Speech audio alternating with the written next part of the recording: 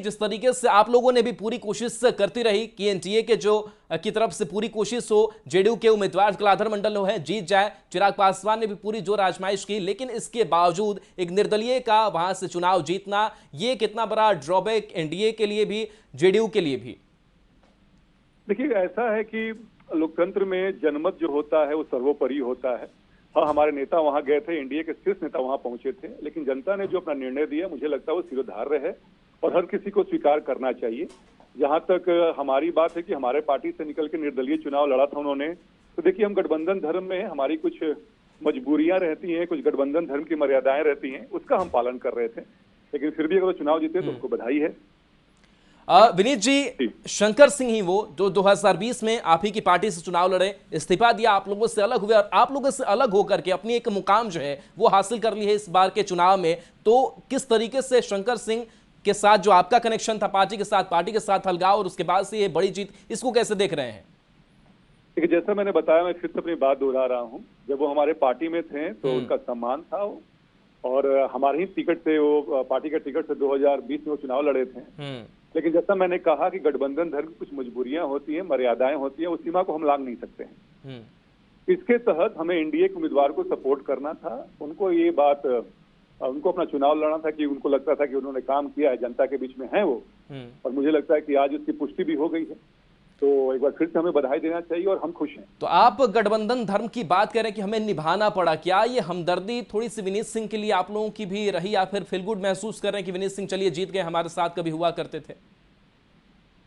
बड़ा सीधा सा स्वाभाविक उत्तर होगा मेरा कि जब तक हम एनडीए में हैं, मजबूत घटक दल है बिहार में, तब तक एनडीए की मजबूती के लिए हमें काम करना है। इसके अलावा कोई व्यक्ति जीतता है, जनता ने उनको वोट दिया है तो जनता को धन्यवाद दिया जाना चाहिए। इसके अलावा हमारे पास कोई गुड फील फैक्टर नहीं है, और जो ये सिंपैथेटिक आप जो बात कर रहे हैं तो सहानुभूति भी नहीं है, क्योंकि हम एनडीए के उम्मीदवार के लिए वहां पे गोलबंदी कर रहे थे, वहां पर चुनाव प्रचार कर रहे थे। जी चलिए, बिल्कुल। तो आप कह रहे हैं कि शंकर सिंह के खिलाफ हम लोग इस बार लगातार गठबंधन धर्म का एक निभा करके हम चुनावी मैदान में थे, और लेकिन कितना बड़ा एक ड्रॉबैक मानते हैं, क्योंकि एक सीट जो है वो जेडीयू ने गंवा दी, जो जेडीयू की सिटिंग सीट थी। तो कहीं ना कहीं कह सकते हैं कि जब साथी हारते हैं तो एक असर सामूहिक तौर पर उस एनडीए पर भी पड़ता है। बिल्कुल ठीक कहा आपने। मुझे लगता है कि इसकी विवेचना होना चाहिए, आकलन होना चाहिए कि कमी कहाँ रह गई है। हालांकि जैसा बता रहे थे कि जदयू और राजद के बीच में इन्होंने तीसरे निर्दलीय उम्मीदवार ने फायदा उठाया है।